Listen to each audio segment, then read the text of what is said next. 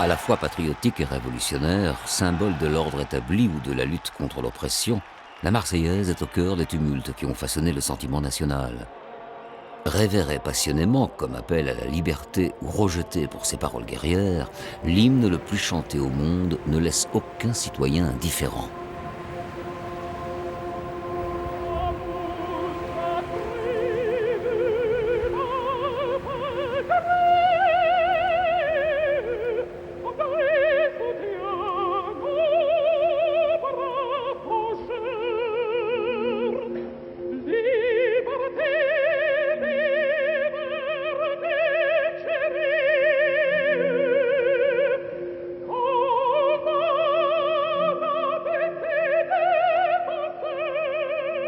Le 14 juillet 1989, la France a rendez-vous avec son histoire.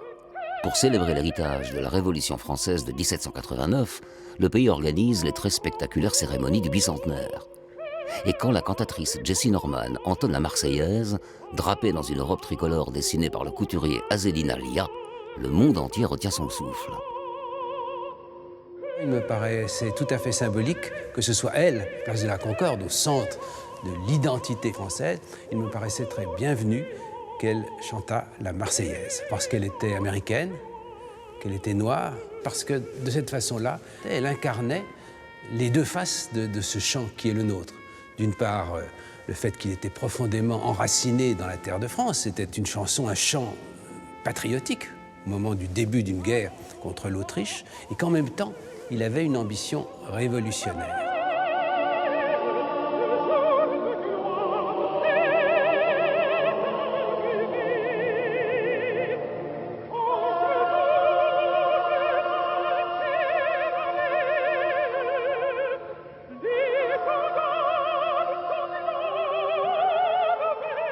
Je crois que la Marseillaise est un chant de guerre d'indépendance.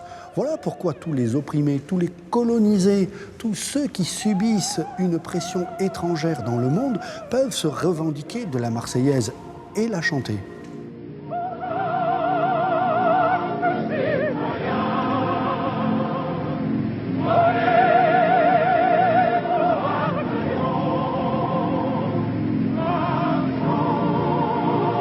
Vous sentez bien qu'il y a là, entre le drapeau, la devise et l'hymne national, quelque chose qui les relie les uns aux autres.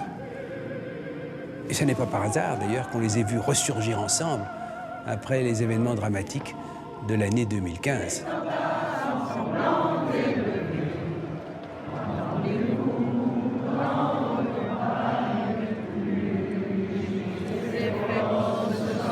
C'est la BO du ralliement, alors du ralliement à mon avis assez intime, et qui doit être un peu chanté comme le chant des partisans.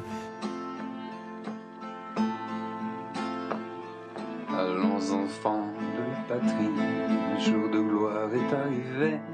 Contre nous de la tyrannie, l'étendard sanglant élevé. Entendez-vous dans ces campagnes mugir ces féroces soldats? Ils viennent jusque dans nos bois, égorger vos fils, vos compagnes. C'est un chant de rassemblement parce que c'est aussi une façon de se reconnaître si on chante la Marseillaise. Mais c'est surtout un chant d'interpellation. C'est pour ça qu'il faut le chanter et qu'il y a un appel à la responsabilité. Plus que cette couverture qui viendrait se mettre là-dessus et qui serait simplement le bruit de fond des émotions ou la bande originale des émotions. Non, non, pas du tout. C'est une interpellation. Aux armes, citoyens, formez vos bataillons. Marchez, marchez qu'un sang impur aboive vos sillons. Aux armes, citoyens. Si nous ne sommes pas en guerre, je crois, il faut être tout de même vigilant sur les valeurs de la République, sur les valeurs qui constituent la communauté des citoyens républicains, des citoyens laïcs, des citoyens qui veulent vivre en parité, hommes, femmes, qui veulent défendre également une certaine idée de la France capable d'accueillir des étrangers, capable d'accueillir des réfugiés, capable de construire de la citoyenneté pour le futur. À ces moments-là, chanter la Marseillaise redevient un moment assez magique, il faut le dire. Moi, j'étais dans la rue en janvier, avec tous les Français qui étaient dans la rue, Et quand je dis maintenant marchons, marchons, je vois, j'entends la rue ce jour-là. Et donc tout mon rapport avec cette parole change tout d'un coup. Et c'est des images qui sont venues imprégner ces mots, cette parole-là. Dans les moments les plus difficiles de la République, elle a repris son sens. Elle est redevenue l'hymne de la République. C'est beau, hein? Moi, j'étais très émue et depuis, à chaque fois que je la dis, j'ai plus le rapport que j'avais avant avec les paroles de la Marseillaise.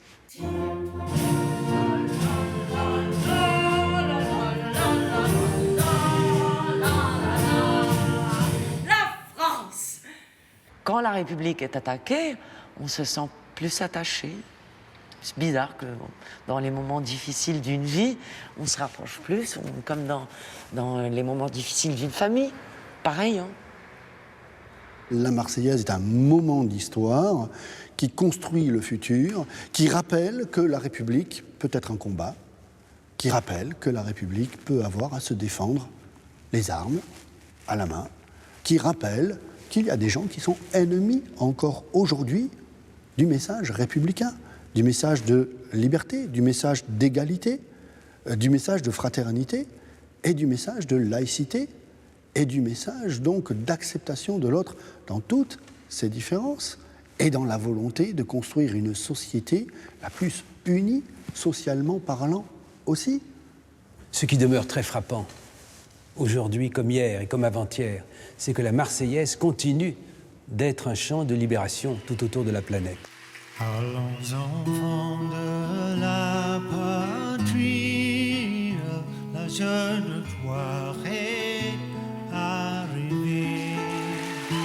Entrons-nous de la tyrannie, l'étendard sanglant élevé, l'étendard sanglant élevé. Entendez-vous dans nos campagnes à mugir les féroces soldats? Ils viennent jusque dans nos bras, égorger nos fils et nos campagnes.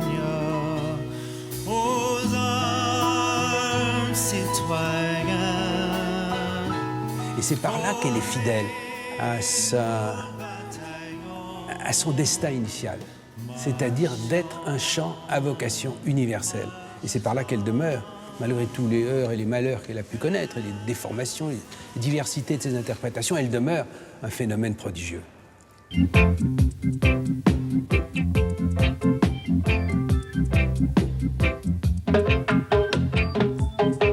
Allons enfants de la patrie, le jour de gloire est arrivé. Contre nous de la tyrannie, l'étendard sanglant est levé.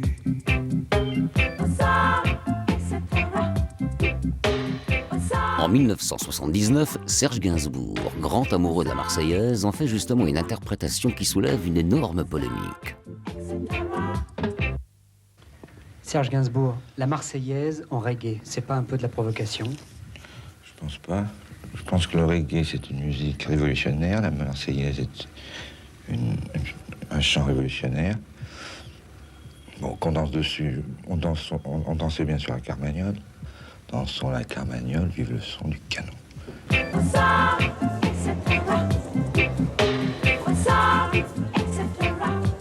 Alors qu'elle connaît un immense succès, surtout auprès de la jeunesse, cette interprétation sera considérée par certains comme un véritable sacrilège. Le 4 janvier 1980, le concert de Strasbourg sera annulé après plusieurs alertes à la bombe et de multiples incidents dans tout le pays.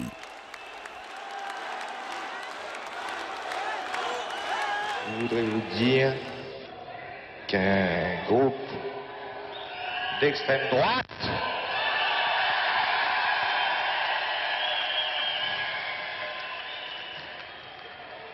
a fait annuler ce concert. Attendez.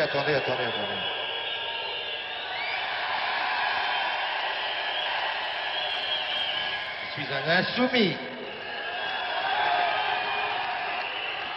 Et qui ai redonné à la Marseillaise son sens initial. Et je vous demanderai de la chanter avec moi. Allons, enfants de la patrie, le jour de gloire est arrivé. Contre nous de la tyrannie, l'étendard sanglant élevé.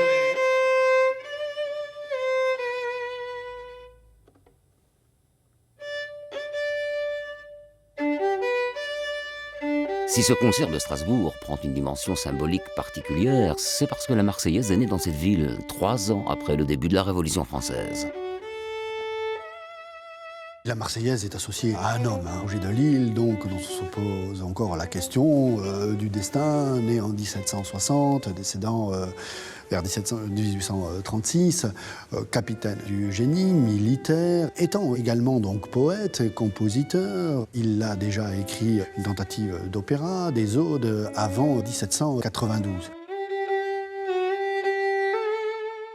On a peine à reconstituer cette nuit d'avril 1792, où, dans la proximité du maire de Strasbourg, ce jeune officier du génie de 32 ans, en vérité obscur, a eu l'intuition d'inventer les paroles et la musique de la Marseillaise, dans cette ambiance d'un moment qui suivait de peu la déclaration de la guerre aux Autrichiens. On était au début du moment où la Révolution française, porteuse des grandes valeurs des droits de l'homme et des Lumières, les incarnant, allait avoir à affronter les royaumes qui étaient tout hérissés d'inquiétude envers ces prétentions qui étaient vouées à les affaiblir.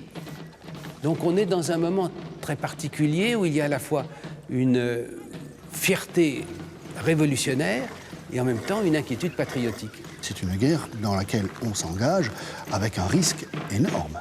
D'abord parce qu'on déclare la guerre aux meilleures armées européennes, on déclare la guerre alors que le pays est divisé, que la Cour soutient la guerre parce qu'elle espère qu'elle va durer très peu de temps, et la Cour, c'est-à-dire le roi de France, parie sur la défaite des soldats français. Cela crée, comme vous pouvez l'imaginer, une ambiance anxiogène, cela crée une ambiance de tension, d'agressivité qui fait que l'ennemi est à l'intérieur, l'ennemi est à l'extérieur et il faut se mobiliser pour renverser un ennemi très puissant. Faites-nous quelques beaux chants pour ce peuple soldat qui surgit de toutes parts à l'appel de la patrie en danger, et vous aurez bien mérité de la nation. C'est ainsi que le baron de Dietrich s'adresse à Roger de Lisle le soir du 24 avril 1792, lors du dîner précédant l'affrontement. La nuit même, Roger se met au travail.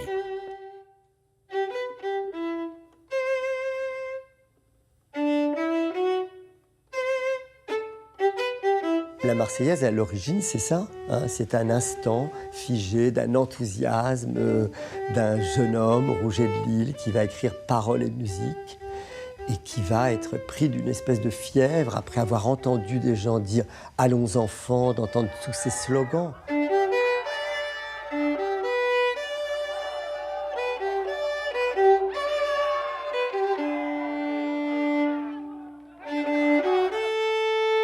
Roger de Lisle obéit en fait à une tension créatrice que l'on repère dans les clubs des Jacobins de Strasbourg où les grands thèmes de la Marseillaise sont déjà là.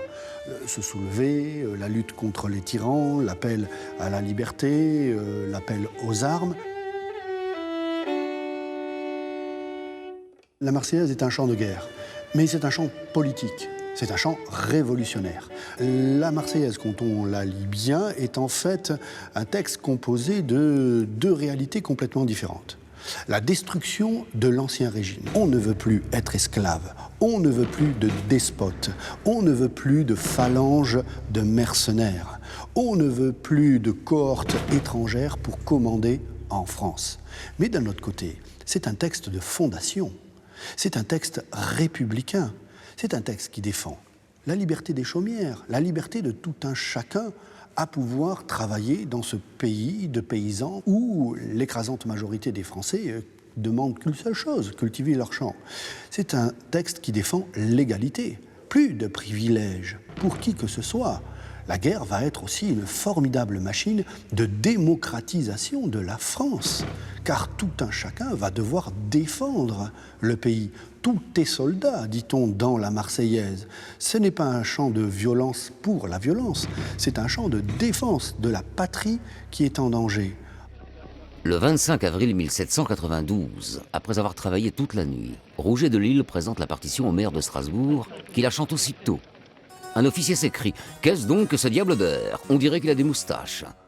Le succès est immédiat. Le chant, copié à des centaines d'exemplaires, se répand dans la ville.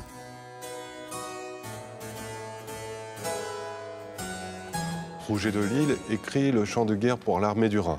2 mois plus tard, c'est un jeune officier et médecin de Montpellier qui s'appelle François Mireur, qui est accueilli par le club des Jacobins marseillais le 21 juin 1792. Et à l'occasion d'un banquet donné en son honneur, chante le chant de Rouget de Lisle.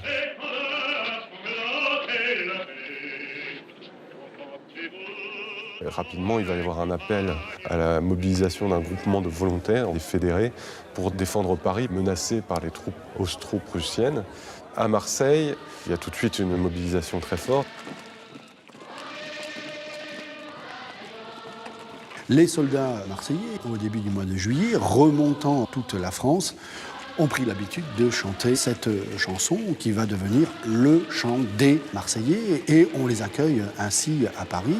Et cette chanson donc a un destin lié non seulement à la naissance de la République, mais à l'abolition et à la chute de la monarchie, puisque les témoignages que nous possédons donc du 10 août, où les fédérés bretons, les fédérés marseillais, avec les sans-culottes parisiens, combattent contre les soldats qui défendent le palais des Tuileries, donc vont chanter la Marseillaise. Donc la Marseillaise fait partie aussi de la geste qui accompagne la chute de la monarchie, l'abolition du règne de Louis XVI, et quelques semaines plus tard, sur le champ de bataille de Valmy, la naissance de la République en armes.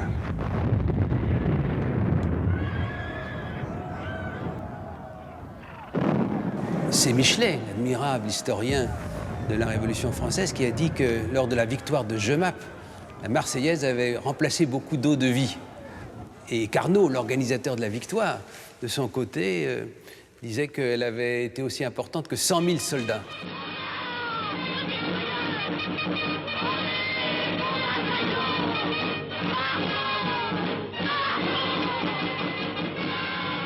C'est un hymne qui très vite a suscité un engouement incroyable et des réinterprétations, des parodies, des versions différentes. Il ne faut pas oublier que les 2 principaux médias de l'opinion, à ce moment-là, sont le théâtre et la chanson. On l'a oublié, mais il y a partout des tréteaux de théâtre et partout, tout le monde chante. La chanson est un vecteur de propagande, est un vecteur d'idées politiques, est un vecteur de mobilisation populaire, et pas simplement populaire, qui est tout à fait important. La production de chansons est essentiellement faite sur des airs qui sont déjà existants. C'est-à-dire qu'on écrit de nouveaux couplets, on écrit un nouveau poème, souvent politique, philosophique ou pas, ou une chanson d'amour, une chanson à boire, mais on met sur l'air d'eux. À table, citoyens, videz tous les flacons, buvez, mangez, qu'un vin bien pur humecte vos poumons. On sait que dans la production des 3000 chansons révolutionnaires qu'on a réussi à répertorier, on sait qu'il y a à peu près 200 versions différentes de la Marseillaise. Des fers honteux de l'esclavage, ils ont affranchi leur pays. Le despotisme dans sa rage les immola sur ses débris, les immola sur ses débris. Mais en sacrifiant leur vie, calmes au milieu des tourments, ils n'ont souffert en ces moments que sur les maux de leur patrie. La Marseillaise s'impose de par la clarté et l'évidence de son ton mélodique, mais elle est aussi concurrencée. On sait par exemple qu'en 1794-1795, après la disparition de Robespierre, dans la période dite de réaction thermidorienne, on sait que la contre-révolution va inventer aussi sa chanson, Le Réveil du peuple, et qui va être aussi un chant de ralliement des contre-révolutionnaires. Le jour t'arrive de la vengeance, c'est enfin pâlir vos bourreaux. Le 26 Messidor de l'an 3, donc à l'été 95, la Marseillaise devient le chant national, donc le chant officiel de la République. Au départ, c'est le chant des Marseillais, l'hymne des Marseillais. C'est pas la mention de la Marseillaise. C'est quelque chose qui s'instaure très rapidement par association entre l'idée de la République, l'idée de l'allégorie féminine de la République qui apparaît à partir de 1793 notamment, et l'idée d'un chant national, d'un chant de ralliement, un chant patriotique, qui va donner lieu à cette figure féminine et à cette féminisation du nom. Donc on va finir par l'appeler la Marseillaise.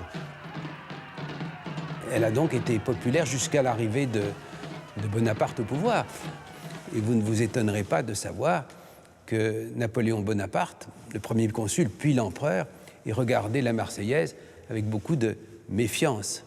Il a préféré « Veillons au salut de l'Empire ».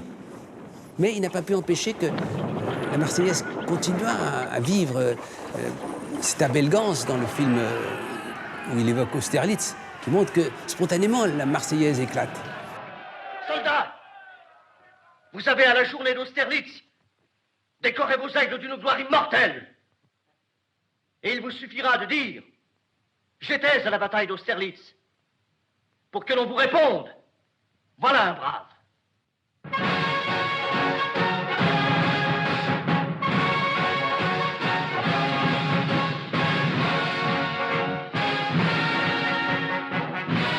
En 1802-1803, Bonaparte envoie à Saint-Domingue une des expéditions coloniales les plus violentes de toute l'histoire coloniale française. Lorsque les soldats français se retranchent dans leur camp et qu'ils voient les soldats noirs qui vont défendre leur liberté monter vers les forts, qu'entendent-ils? Des soldats noirs qui vont devenir haïtiens dans quelques mois, mais qui chantent la Marseillaise. Et les soldats du corps expéditionnaire se retournent vers les officiers en disant « Mais que se passe-t-il? Ces soldats qui chantent la Marseillaise, ils chantent le même hymne que vous. » Les officiers ont bien du mal à leur faire tirer sur d'autres soldats noirs qui chantent la Marseillaise. Mais c'est dire que ces anciens esclaves devenus citoyens, se défendant leur liberté contre le décret inique de remise en esclavage, avaient intégré que la Marseillaise était un chant de liberté et qu'il s'appliquait à eux-mêmes. Le destin de la Marseillaise, pendant ce 19e siècle, connaît des heurts et des malheurs qui accompagnent en définitive l'histoire des régimes successifs, des tensions entre l'autorité de certains d'entre eux et les poussées de liberté qui surviennent. Juillet 1830, Charles X, devenu roi de France, veut rétablir la monarchie d'avant la Révolution. Le peuple de Paris se soulève au cours des Trois Glorieuses, 3 journées révolutionnaires durant lesquelles la Marseillaise retentit sur les barricades. Un jeune compositeur de 28 ans, Hector Berlioz, chante avec la foule.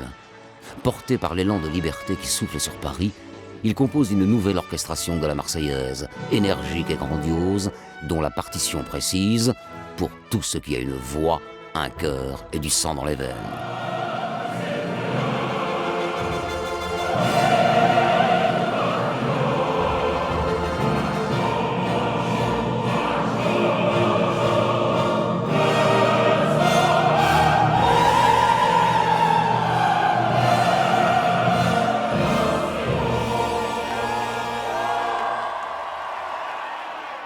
En 1848, l'avènement de la Deuxième République en France entraîne des soulèvements populaires à travers l'Europe des monarchies.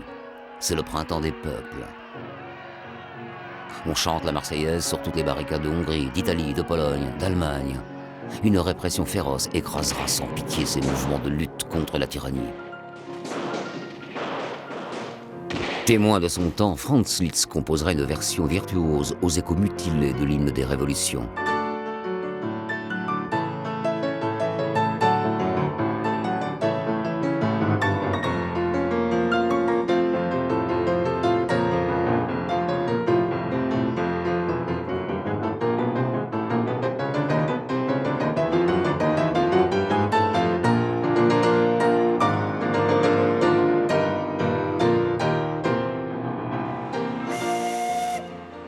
La révolution industrielle est en marche. Une nouvelle classe sociale apparaît, le prolétariat.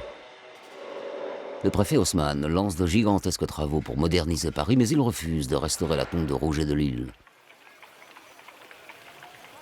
Sous le Second Empire, chanter la Marseillaise est un délit. Pourtant, quand l'empereur Napoléon III se lance dans une guerre contre la puissante armée prussienne, il autorise à nouveau la Marseillaise pour exalter le patriotisme. Cette Marseillaise, opportunément sortie de la clandestinité, sera ironiquement surnommée l'hymne de derrière les fagots. La Marseillaise est à nous, on nous la prend, nous la prêtons, mais il faudra qu'on nous la rende, déclare le jeune écrivain républicain Émile Zola. On retrouve les deux ressorts qui font la popularité de la Marseillaise, c'est-à-dire d'une part le refus du régime d'autorité, du régime qui opprime les libertés, Napoléon III, et d'autre part le désir de résister à l'ennemi.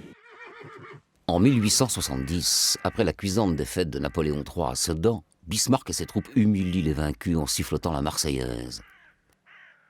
Mais Paris refuse de désarmer et la Commune instaure le gouvernement du peuple par le peuple. Les communards parisiens se sentent trahis par les conditions de l'armistice. Alors, sur les barricades, la Marseillaise retrouve sa force révolutionnaire et patriotique.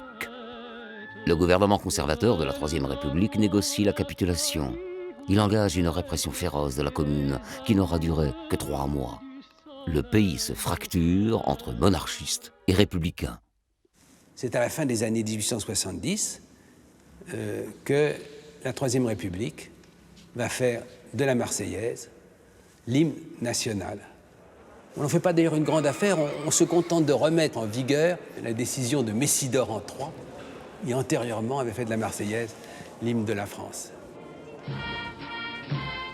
Avec les avantages de cette situation dominante et les inconvénients aussi d'un risque d'institutionnalisation qui peut, à certains égards, lui faire perdre de son mordant, de sa force, à mesure qu'on la chante dans toutes les occasions un peu solennelles où la République se célèbre elle-même. Les ouvriers, les hommes qui vont défendre l'idée socialiste au XIXe siècle, vont associer aussi rapidement eux-mêmes cette idée que la Marseillaise fait partie de l'ordre bourgeois.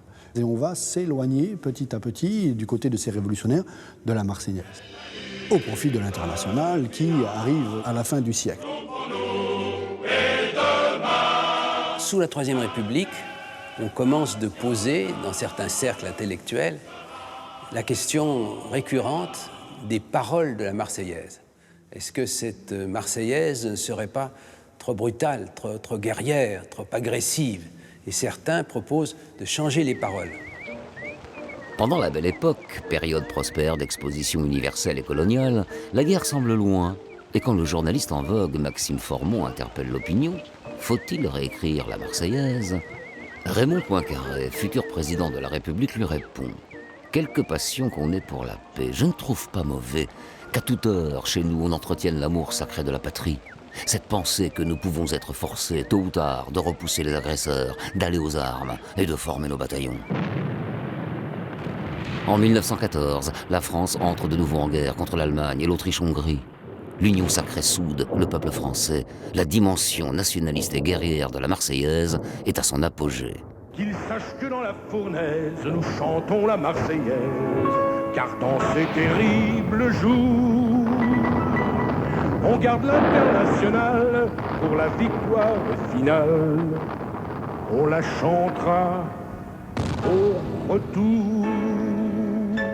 L'internationalisme était en berne à l'époque, puisque chaque pays s'était replié sur sa propre défense de la patrie. C'est un moment très important dans l'histoire de la Marseillaise depuis 2 siècles. La volonté s'exprime, la décision est prise par le gouvernement de guerre de rapporter, de transférer les cendres de Rouget de Lille aux Invalides. Rouget de Lille, il avait une vie un peu austère dans la suite de son intuition géniale de 1792. Il avait vécu très, très chichement. Mais voilà, tout à coup, rétrospectivement, il devient un symbole essentiel comme auteur de la Marseillaise. Cet événement était fait pour incarner, pour concrétiser l'efficacité patriotique de la Marseillaise, que l'on aurait dû chanter aux yeux des généraux, beaucoup à proximité des tranchées. L'armistice est signé le 11 novembre 1918. Le jour même, Clémenceau vient en donner lecture à l'Assemblée nationale. Fait exceptionnel, la Marseillaise est chantée dans l'hémicycle pour la première fois. Elle le sera de nouveau un siècle plus tard, après les attentats de Paris. Et puis, dans l'entre-deux-guerres, la Marseillaise confirme qu'elle est un peu gyrovague, qu'elle a tendance à se promener dans les différents courants de la sensibilité française. Et comme elle devient l'hymne principalement des anciens combattants les plus déterminés à défendre le patriotisme, du coup, elle s'alourdit de quelque chose comme un risque de chauvinisme. D'ailleurs, pendant un certain temps, les communistes refusent absolument la Marseillaise au profit, naturellement, de l'Internationale. Et puis, de même que les communistes rallient le drapeau rouge, de même, ils rallient la Marseillaise au moment où ils décident de s'associer aux socialistes pour accéder au pouvoir. Il est tout à fait significatif que c'est le Front populaire qui décide de célébrer, a choisi le 100e anniversaire de la mort de Rouget de Lisle en 1836. La Marseillaise a jailli des entrailles de la France révolutionnaire de 1792. De la France des Jacobins et des Girondins, dressés contre les rois et les féodaux. Elle est l'expression ardente et passionnée de la volonté révolutionnaire du peuple de France.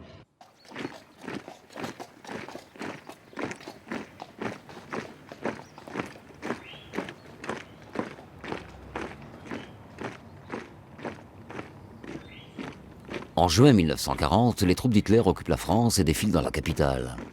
Si l'hymne national français n'est pas interdit, on s'en méfie. Acte symbolique ou démoralisateur, les Allemands feront déboulonner la statue de Rouget de Lisle, a choisi le roi.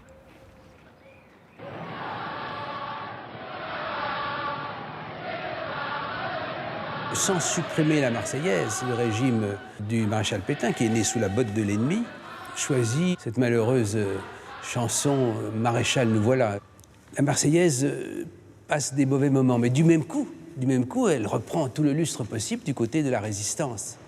Aragon, le très grand poète surréaliste, puis communiste, qui, dans les années 30, a publié des vers d'une grande violence contre la Marseillaise, l'hymne bourgeois, dont il faut faire fi, dont il faut faire litière.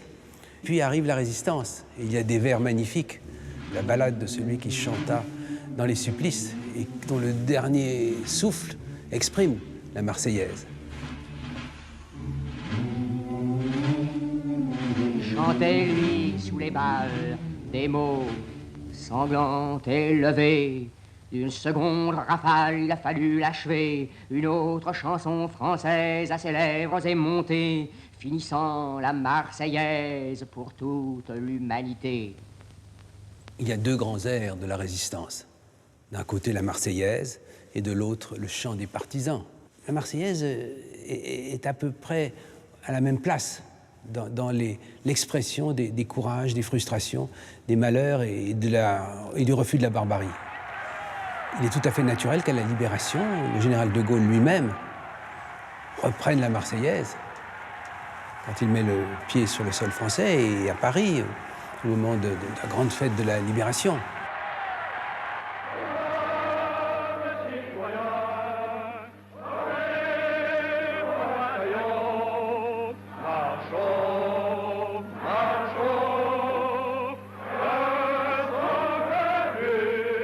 Il chante la Marseillaise comme tout Paris et toute la France à ce moment-là. La Marseillaise revient à sa pleine dignité. D'ailleurs, symboliquement, elle est inscrite dans la Constitution. La Marseillaise devient constitutionnellement l'hymne national à côté du drapeau français, drapeau de la nation, drapeau tricolore.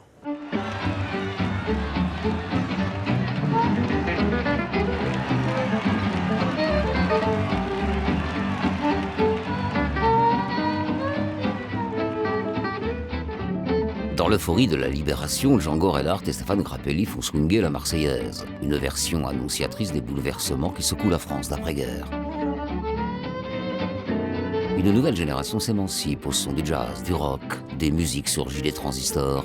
Elle revendique de nouvelles libertés, rejette l'autoritarisme des anciens et rêve d'un monde nouveau. Quand la vague contestataire de mai 68 déferle sur les facultés et les usines, pour la première fois de son histoire, la France des barricades n'entonne pas l'hymne libérateur.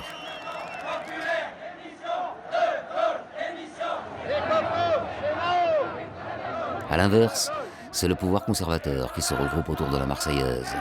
Une foule immense descend les Champs-Élysées pour manifester son soutien au général de Gaulle. La Ve République a eu peur. Sur la rive gauche, la contestation s'exprime aussi par l'apparition de nouvelles icônes, comme Mao et autres héros révolutionnaires. Paradoxalement, le grand timonier avait fait chanter la Marseillaise pendant la longue marche, et elle sera enseignée un temps dans les écoles chinoises.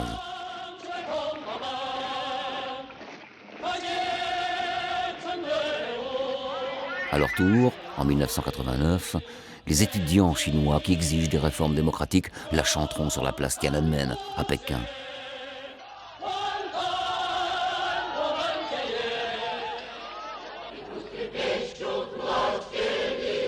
De retour d'exil en 1917, Lénine est accueilli par une Marseillaise des travailleurs qui restera l'hymne de l'URSS pendant quelques mois. Ironie tragique de l'histoire, les opposants au régime soviétique la chanteront à Prague en 68 ou en Hongrie en 56. On est en référence à la Révolution française, c'est la mère de toutes les révolutions, si on veut. Quand on veut mener une révolution, quand on est à la tête d'un mouvement révolutionnaire, il faut des éléments qui nous apparentent à cette révolution. Et ça, dans le monde entier, ça a donné lieu à des références à la Marseillaise. On va la retrouver en Amérique latine au début du 19e siècle en particulier. Et on va la retrouver également un siècle après en Espagne, sous la Première République en 1931, avec une forte présence en Catalogne.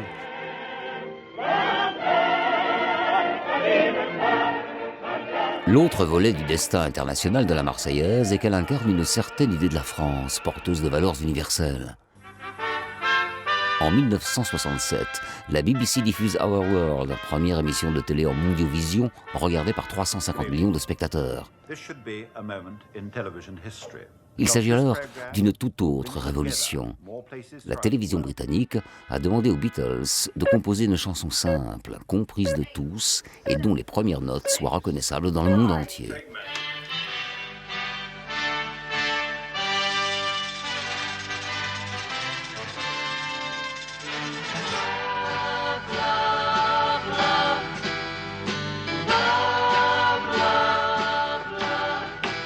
All You Need Is Love deviendra l'hymne du Flower Power et de la génération hippie. Plus tard, John Lennon affirmera « Je suis un artiste révolutionnaire ».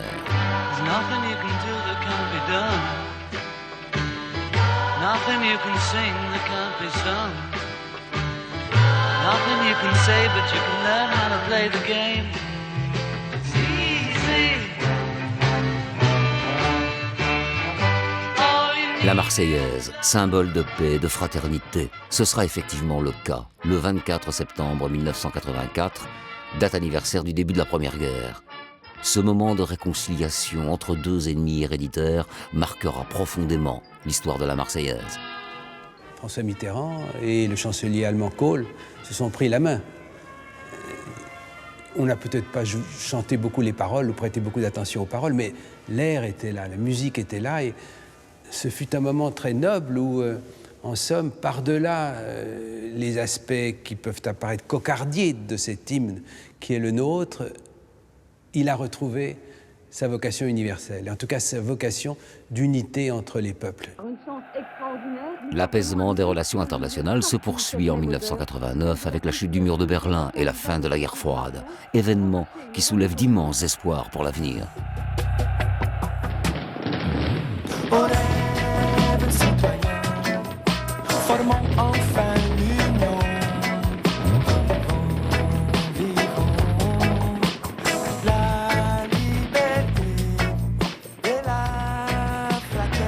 Union et fraternité étaient au cœur des festivités du bicentenaire. Une France multicolore affirmait alors fièrement à la face du monde sa foi en ses valeurs universelles. En 1989, quand je présidais à la mission du bicentenaire, j'ai vu Théodore Monod, l'abbé Pierre, qui disait « Mais enfin, vous n'allez pas garder ces paroles insupportables ». Et j'ai été amené à leur dire deux choses. Je n'étais pas le seul. Premièrement, que Ces paroles sont désormais historiques, elles sont figées, on ne va pas s'amuser à les remplacer. Il faut les replacer dans leur époque. Qu'un sang qu'impur abreuve nos sillons, ça n'a aucune tonalité raciste. Évidemment, les choses étaient différentes après la Shoah.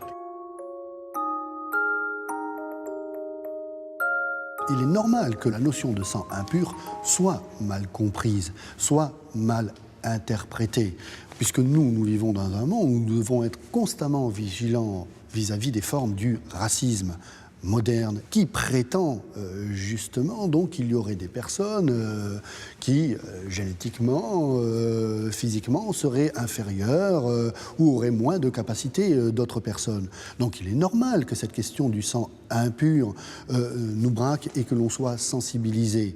Mais elle est justement, dans le cas de la Marseillaise, le contraire même d'une forme de racisme. Ce sont des gens qui chantent le sang impur, qui ont souffert toute leur vie de se voir ramener à leur sang impur.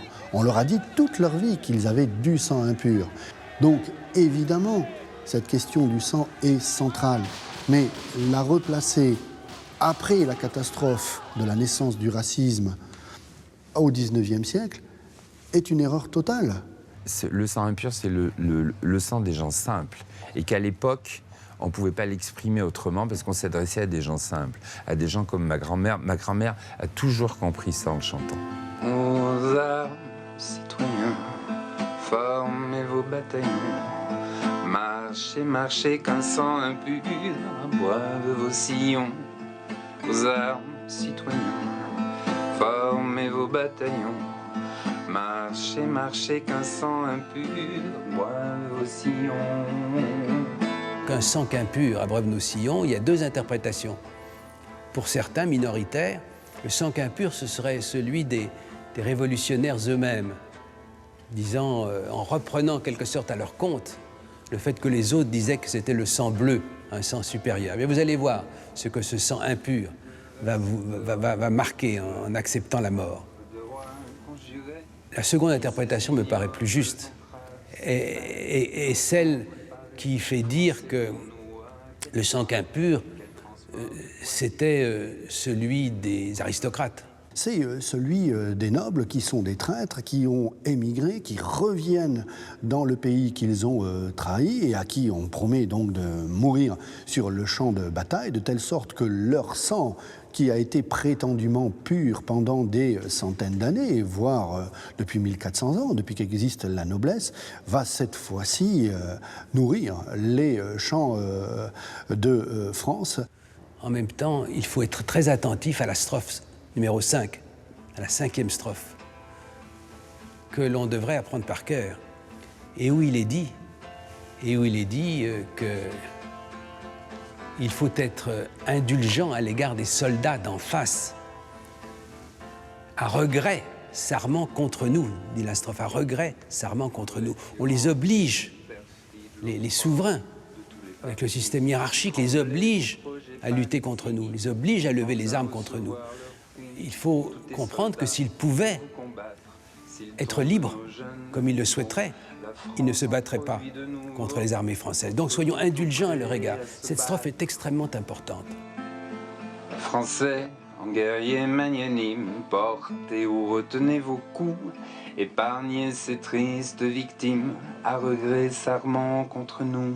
Mais ces despotes sanguinaires, mais les complices de bouillés, tous ces tigres qui sans pitié déchirent le sein de leur mère. En armes, citoyens, formez vos bataillons.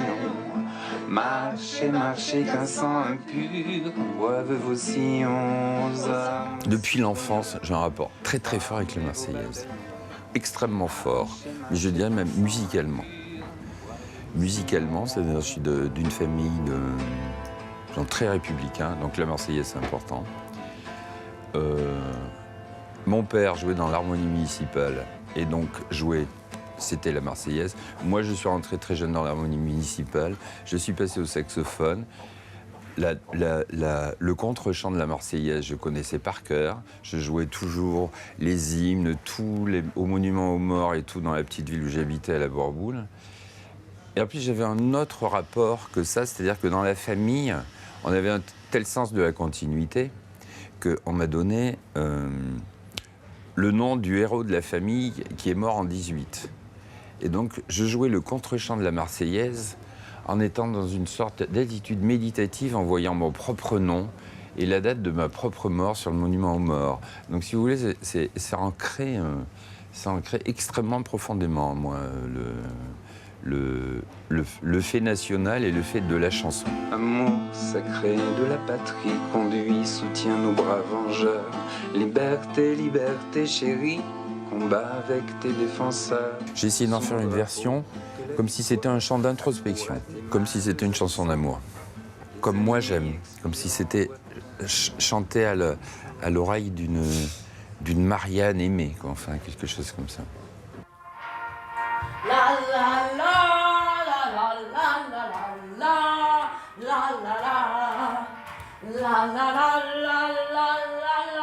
Le choix de la Marseillaise n'est pas anodin parce que il fallait que je l'apprenne pour avoir la nationalité. Donc l'apprendre comme ça toute seule, je me suis dit, je la mets dans un spectacle, je vais l'apprendre. c'est fait, c'est bon. Mais mon rapport à la France est un rapport bien réfléchi, bien rationnel.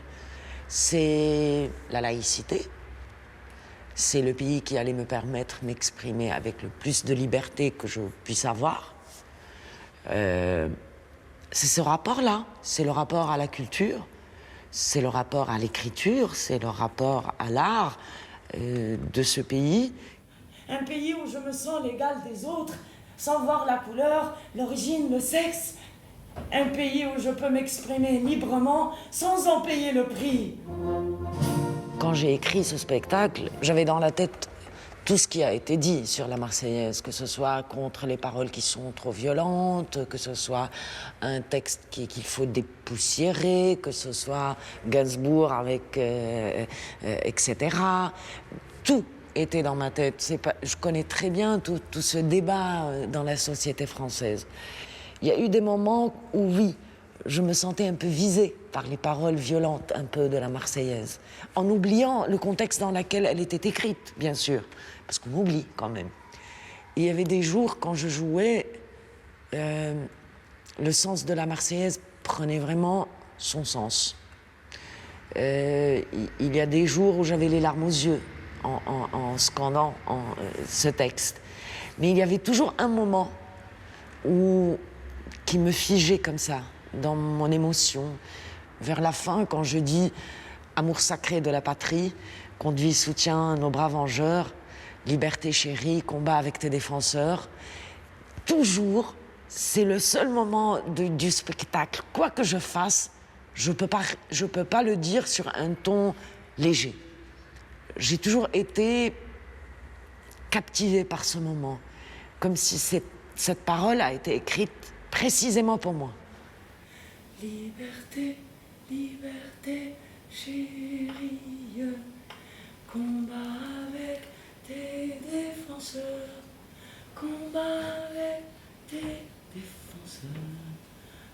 Si on songe à l'avenir de la Marseillaise, on peut rêver à ce que son aspect international l'emporte sur la tentation chauvine, la tentation nationaliste qui parfois s'est exprimée par elle. Patriotisme, oui, mais le patriotisme, il porte un civisme universel aussi en même temps, sans renoncer à l'identité française. Si à l'avenir, la Marseillaise continue d'exprimer ce que la France a et doit avoir d'unique, en l'obligeant d'ailleurs à être au meilleur d'elle-même, tout en figurant assez bien à côté de l'hymne à la joie de Beethoven comme hymne de l'Europe, cela me conviendrait assez bien. Je crois que, comme au moment de sa naissance, c'est un acte de survie, la Marseillaise. C'est un acte de foi dans l'avenir, c'est un acte de foi dans les valeurs citoyennes.